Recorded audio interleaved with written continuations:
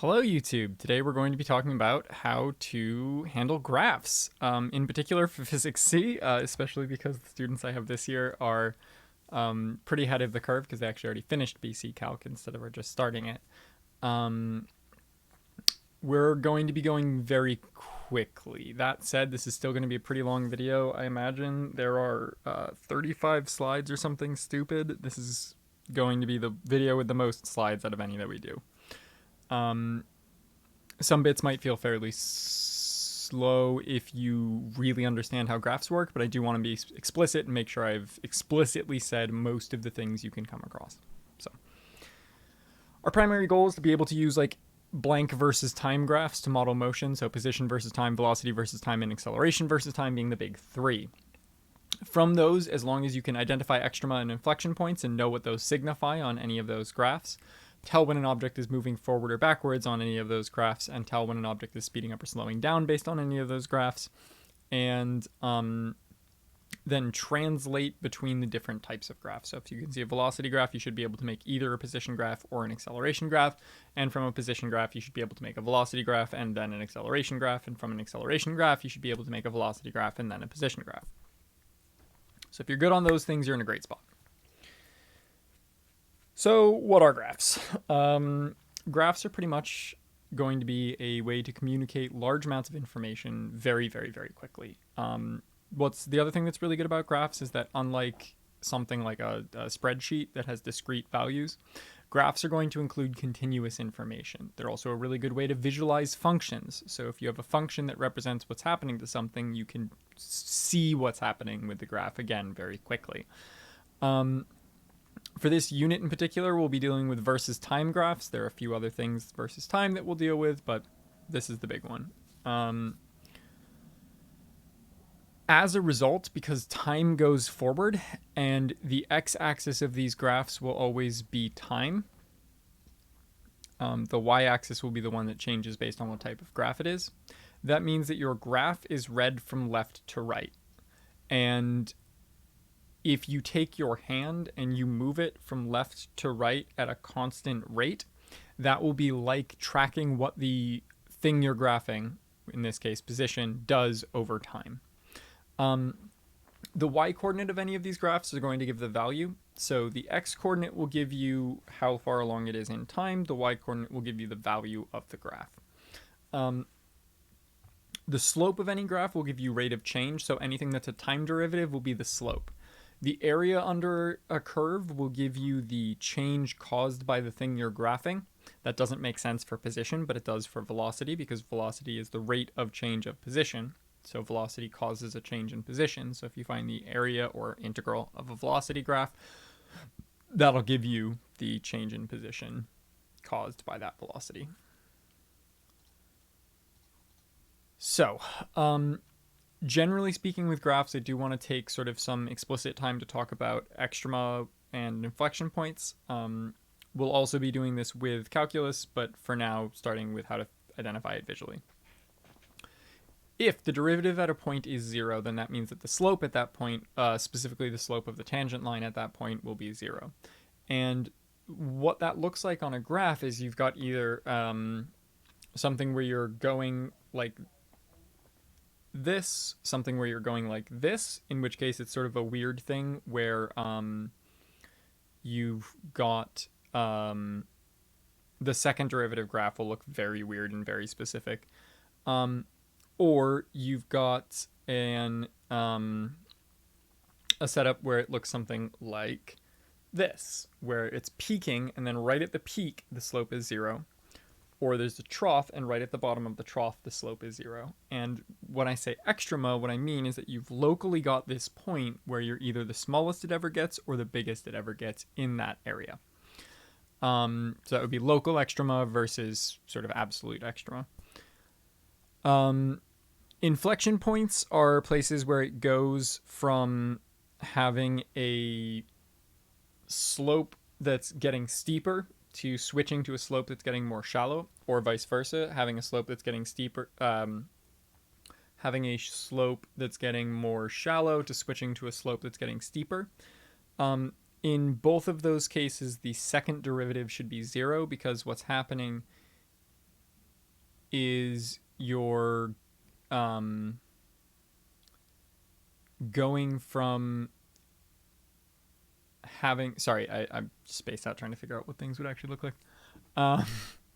You're going from having this point where you are increasing. Basically, you have to cross through 0 because your slope is, I think this is what I'm just going to draw. Sorry. All right. So drawing all of these things. So if we have a graph that looks something like this, then at this point, the slope of our tangent line is 0 because it's this flat line, and the same thing here. Or if we come over here, we'll have the same thing. So if we were to graph, and we'll get into this more later, but if we were to graph, if this is x and this is x prime, or the time derivative of x, that will look something like this, where at this point, the slope needs to be 0. At this point, the slope also needs to be 0. And at this point, the slope also needs to be 0. If we go ahead and graph that, we'll probably get something along the lines of this, where we've got some sort of curve, where at this inflection point, we go from getting progressively steeper, meaning our curve, our derivative needs to be getting higher, to getting progressively shallower, which means our derivative needs to be getting progressively lower. And we'll go into a lot more detail on this later. Certainly don't expect it all to immediately make sense. If we come over here, the opposite thing is happening, where right around here it goes from getting, goes from getting steeper to getting shallower. And so if we look at our second derivative, at those places where it's flat, our slope here was 0, so our derivative is 0, and so we're crossing the axis to denote that that's 0. But if we look at our second derivative for this one, then what that'll be is probably something like this, where if we look at the derivative of our derivative at this point, and at this point we've got things being 0. So I need to have a value of 0 here and a value of 0 here. And what that'll look like for this one, I think I basically drew just like a sine cosine function, which is why this is going to wind up being kind of like that, is that we start out with a positive slope that eventually becomes negative. And then at here, we've got basically another inflection point. So again, we're sort of crossing through this thing where it's flattening out, and then it's getting steep again after the 0 because it starts to have a positive slope, so we'll have a positive derivative, and then it flattens out once we hit 0 again. Or presumably because it crosses over like that. In particular, I don't need you to have followed all of that immediately. The big things I want you to follow.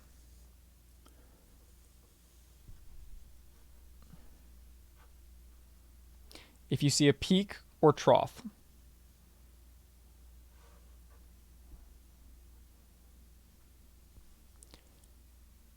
your first derivative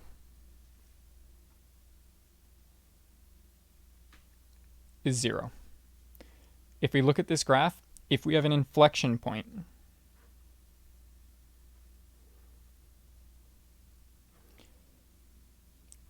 which again is a place where we go from having a curve that's getting progressively steeper to a place where we have a curve that's getting progressively shallower, or, and I didn't draw it on this one, the flip.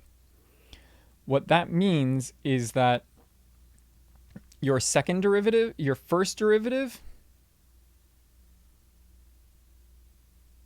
probably not equal to 0. It could be equal to 0, it could not be equal to 0, it is probably not equal to 0. But your second derivative will equal 0 at that point. And that's what you would be looking for in graphs.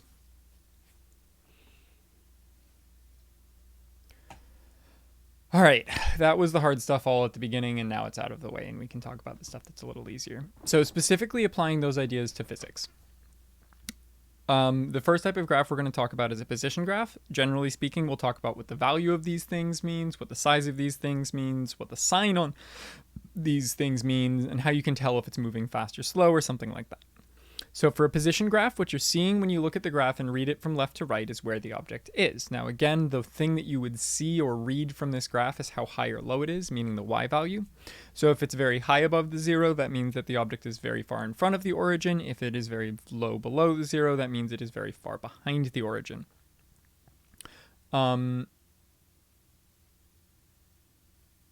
If it's on the zero, it means that you're at the origin. The thing that's weird about this, it doesn't really matter whether or not it's above the line or below the line, because it doesn't really matter if it's in front of or behind the arbitrary reference point you've set.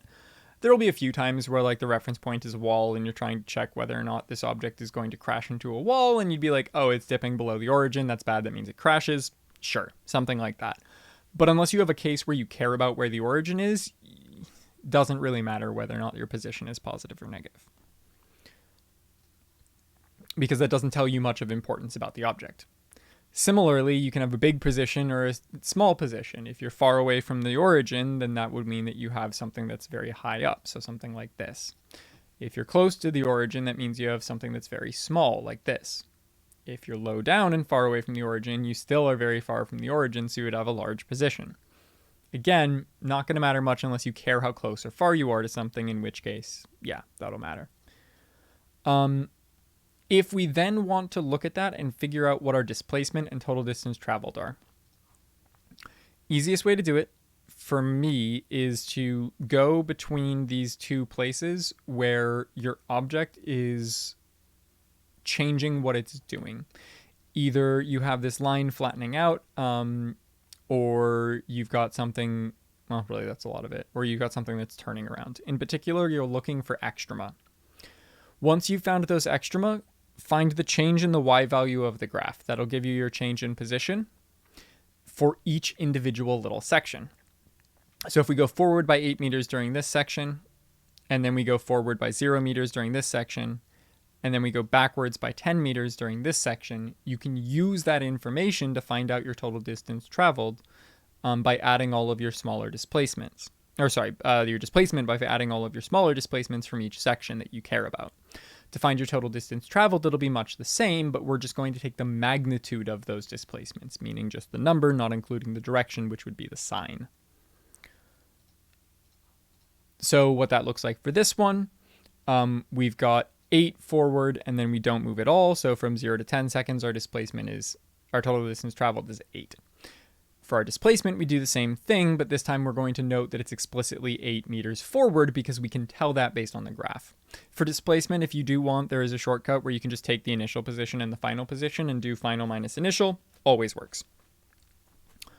For total distance traveled from 0 to 15, it's very similar, except now we have to include the 10.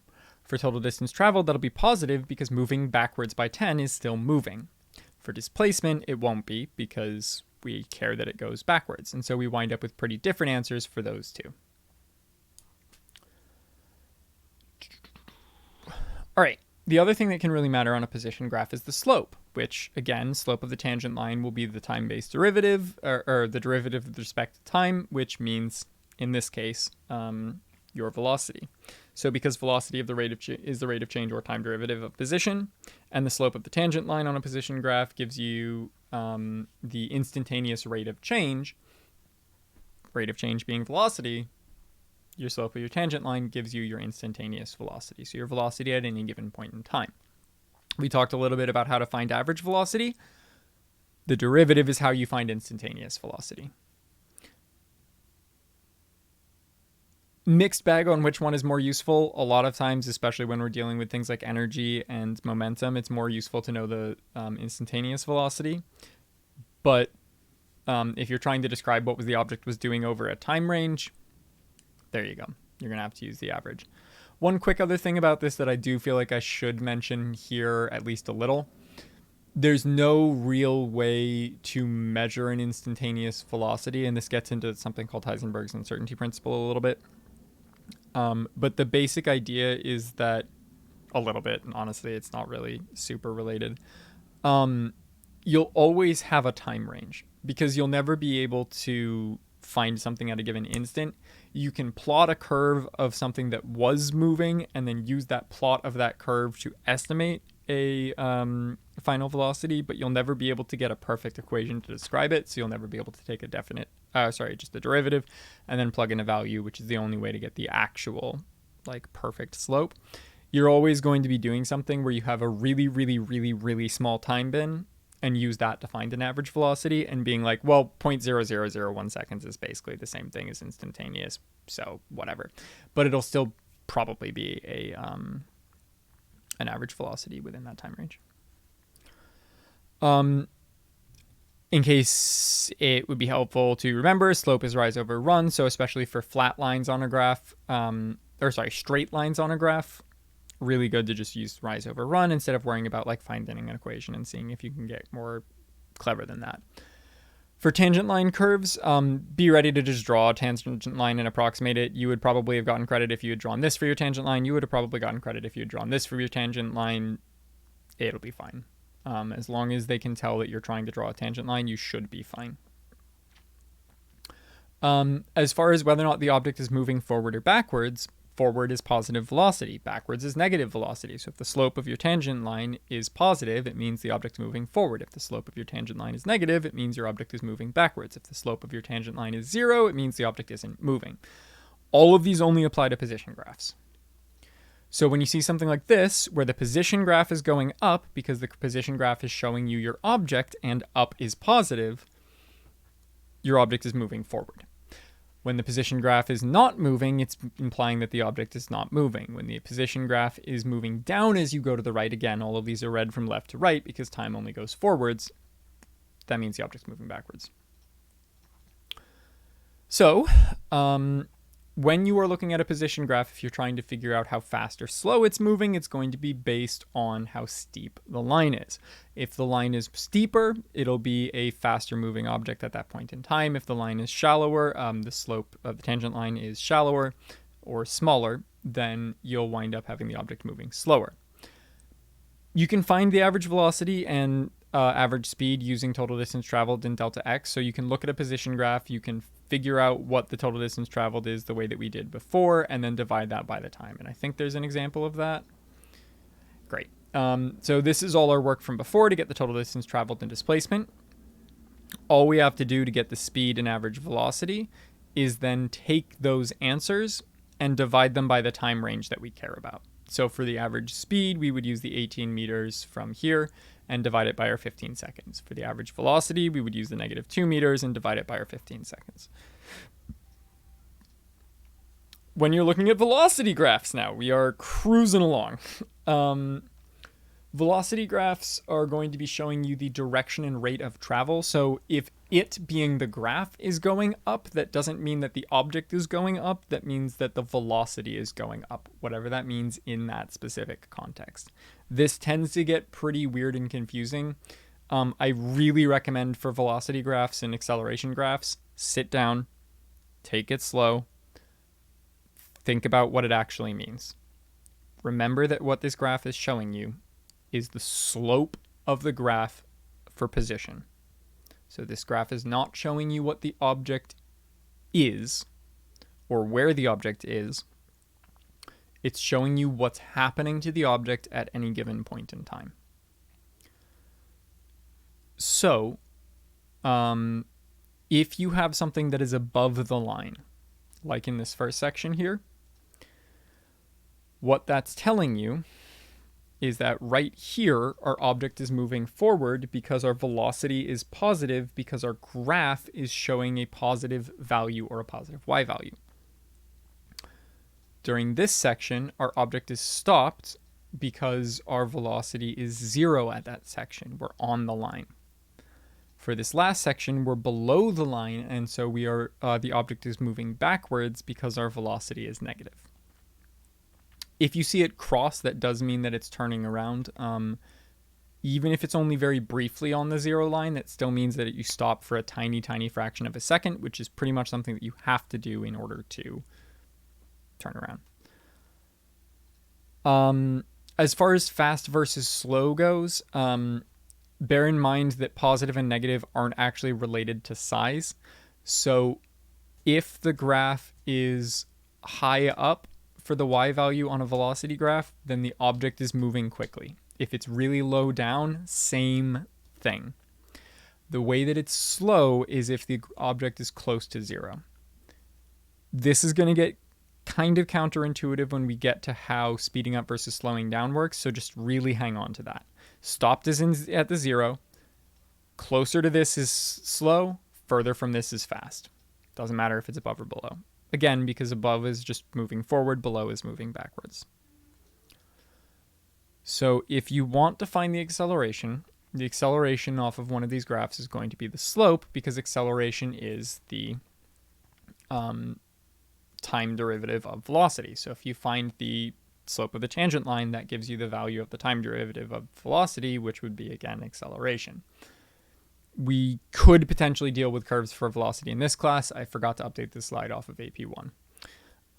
If you're looking at all of these sections, the slope in all of these sections being 0, negative 1.5, 0, negative 1, 0, and positive 1 gives you the acceleration during each of these sections. If it was a curve, you would have to do the slope of a tangent line. Again, approximate it, draw it, call it good enough. If we want to find our instantaneous velocity, it's actually way easier on a velocity graph, though, and I do want to take a sec to highlight this because sometimes things are so complicated that people forget to pause and just let it be easy. If we're trying to find our instantaneous velocity at 2 seconds, the whole point of these graphs is that it's very easy to see what's happening at any given time for velocity. So if we go to 2 seconds, hey, it's 3. It's just the y value. At 6 seconds, it's 0. It's just the y value. At 13 seconds, it's negative 3. It's just the x value, the y value again. Then if we want to find acceleration, that's where slopes come in. If you want to figure out if it's speeding up or slowing down, if our graph is constant, if the thing we're graphing is constant and our thing we're graphing is velocity, our object is staying at a constant velocity. So this isn't showing you that the object is stopped. This is showing you that the object's velocity is not changing, which means your velocity is constant. This velocity is not changing in positive, so what this is saying is it moves forward by 3 meters each second, then it still is moving forward by 3 meters each second, then it still is moving forward by 3 meters each second. If we look at this next section, our object is still moving forward. The graph is going down, but our object is moving forward. And that's because if I check what my velocity is, at this point it's something like 2.5, but it's a positive 2.5. At this point it's something like 1, but it's a positive 1. At this point it's something like a half, but it's a positive a half. As we're going to the right, these are getting progressively smaller, but they're all still positive. So our velocity is always still getting progressively bigger as time goes on, or smaller as time goes on, so we're slowing down. At this point, we've stopped. During this next section, our acceleration is still negative, our slope is still negative, but because we're below the line, we'll be speeding up. Because if you look at your velocity here, it's 0.5. If you look at your velocity here, it's 1.5. So both of which are negative.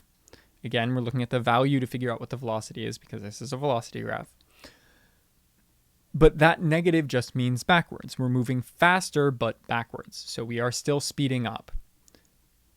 For this section, we're slowing down because it's getting progressively closer to the line, going from 4 to eventually negative 4 to negative 2. So really want to be looking at it. If you're exploding away from the x-axis, you're speeding up. If you're coming in towards the x-axis, you're slowing down. And this is only on velocity graphs. That doesn't work for position graphs. All right. If you want to find total displacement and total distance traveled from a velocity graph, because you're in calculus, this should hopefully be something that you're familiar with if you've already finished it. And if you haven't, check the maths section. I'll post some calculus videos there. The y value is showing you how much you change in a full second. The x-axis is giving you the time. If you had a constant velocity, you could just multiply the two and you would get the distance that you were traveling, because you were just saying, well, I go 3 meters each second. I do it for 3 seconds. That means that in the first second I go 3, the second I go 3, 6 total. In the third second I go 3, 9 total. Great. That doesn't work if it's a constantly changing value, though, because you can't really do that. But what you can do is you can take your graph, and if your graph looks like this in blue, you can take progressively smaller and smaller and smaller chunks. And if you take smaller and smaller and smaller chunks and you're like, well, the velocity is like basically the value in the middle during this whole time, so I can just pretend that's what it is for that whole value, use that as an average velocity, multiply by that small chunk of time, and that would get me how much far I went during that section. If you do that small enough, you'll notice that what's happening as I do this is I'm pretty much shading in this box with all these little rectangles. The area of those rectangles is the amount of time you're using times the velocity. Time times velocity gives you distance, but also that's the area of this rectangle, because our base is the amount of time and our height is the velocity. So if we cover this thing in rectangles and we find the area of all those rectangles, we'll get the amount of positional change that this velocity has caused. This is called an integral. If we actually find all of that area, that will give us the exact value, because we've made our rectangles infinitely thin. So instead of saying it's kind of this velocity at this point, we're saying it literally is this velocity at this point. Again, remember, this used to throw me. You're not finding just the height of that rectangle. You're also multiplying it by the width. So when you get an infinitely small width, you get an infinitely small area. But because you're adding up an infinite number of infinitely small things, the infinite number is bigger and kind of wins, and you do actually get an area. Again, the name for this is an integral. If you're familiar with calculus, hopefully that's something that's pretty straightforward. Or by which I mean you're already familiar with. If not, again, I should probably wind up posting a video under maths that explains it. Generally speaking, when you're looking at one of these graphs, the derivatives on that graph are going to be the slopes. And if you are looking at an equation and it's like velocity is the time derivative of position, that's telling you need to find the slope on the graph. If you're looking at something that's kind of the other way around, or I guess another example would be that force should be the positional derivative of potential energy. If you're looking at one of these equations on the equation sheet and it's using an integral, what that's telling you is that if you want the thing that's on the left side of the equal sign, you have to look at a graph of the two things graphed against each other, the d whatever in the integral and the variable in the integral, and the area of that graph will give you your thing on the left side of the equation. You will talk about each of those on a case-by-case basis throughout the course of the class, but if you're just like looking at the equation sheet and trying to be like, should I be doing an area? Should I be doing a value? Should I be doing, what am I doing here? That's how you would find it if you don't remember the specifics. So specifically doing that for one of these, couple quick shout outs about the areas. Base times height for rectangles. For triangles, it's just going to be 1/2 base times height. If it's on the line, it's just going to be 0. You do have to go negative if it's below the line. And you're always going from the curve on the graph to the 0 line on the graph. Sometimes it's easier to break it up into two shapes, like in this last section here. Do what you gotta. So this is an example. The numbers are there. I would say try it on your own. Check to make sure that you got the same thing as I did. If you got something different and you think I did basic multiplication wrong, there's a solid chance you're right. Let me know in the comments. If you're looking at the C in particular, just like how before we could use however we found our displacement and total distance traveled, divide those by time, and that'll give us the area. That works for this as the average. That works for this as well, but be careful, because like a lot of times people will look at this and be like, oh, well, I guess the average is that like I take 3 and then I average that with 0, and then I average that with -4, 4, and like that'll do it because I can see the velocities, so I should just be able to find an average with those velocities. Not going to work unless you're doing a time weighted average correctly, and the best way to do that is just by taking the integrals and dividing it by time. So just as a reminder of sort of putting that all together, if we're looking at this section of the graph, because it's above the line, we're moving forward. Because we're getting progressively closer to the 0 line, we're slowing down. If we're looking at this section, because we're below the line, we're moving backwards. Because we're getting progressively further from the line, we're speeding up. For this section, because we're below the line, we're moving backwards. The object is moving backwards. And because the velocity graph is getting progressively closer to the 0, it's slowing down. At this point, it stops, turns around, and starts to move forward, not because the line is going up, the fact which tells us just that the acceleration is positive, which doesn't tell you anything directly. It's that the line is getting away from the 0, it's getting big, and that our velocity is positive the whole time. We're above the line the whole time. That tells us that we're moving forward. Curve position graphs are going to work the same way. It's just that you're using the slope of the tangent line. Once you've drawn the slope of the tangent line, if it's steep, you're moving fast. If it's shallow, you're moving slow. Again, for people in calculus, I'm going to go a little faster on this because hopefully you're somewhat familiar with these ideas. So if you take that last thing that we had, the way that that matches up with a position graph would be that during this section, because we're moving on a position graph, we have a positive slope the whole time. We're getting progressively further positive in position. That means our velocity graph needs to be above the line. It'll have a positive area when we shade that. But it'll be slowing down, so it needs to be getting flat at the top to show that it's slow right here. From here to here, we need to be getting progressively faster, so it needs to be really steep at the end. But if you look, this area is negative the whole time. We're below the line. We're always moving backwards. So on our position graph, the object is going down the whole time to show that it's moving backwards. However, at this point, there's a change. The object is still moving backwards because our velocity is still below the line the entire time. So if you look at your position graph, it's still going down the whole time. However, because we're getting progressively closer to the 0, we need to be slowing down instead of speeding up. So we're going from being really steep to being really flat and shallow. At this point, we turn around. Our velocity graph is above the line, so our position graph needs to be going up as time goes on. But because it's getting progressively steeper, we need to get a lot steeper as time goes on our position graph as well.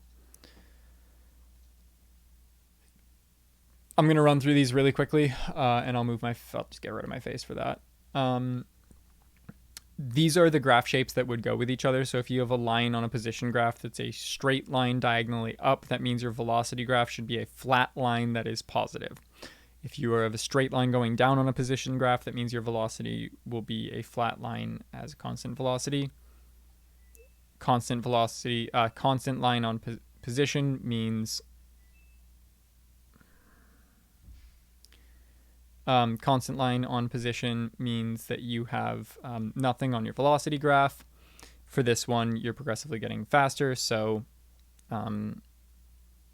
steeper, so you're speeding up, which is what tells you it goes away from the line.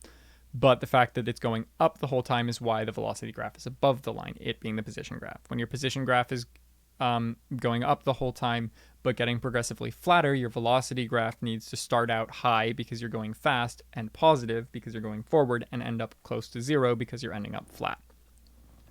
This is the same but the reverse. Because the position graph is going down the whole time, we start out fast, very big negative number, because we've got a negative slope and it's steep, and with flat one.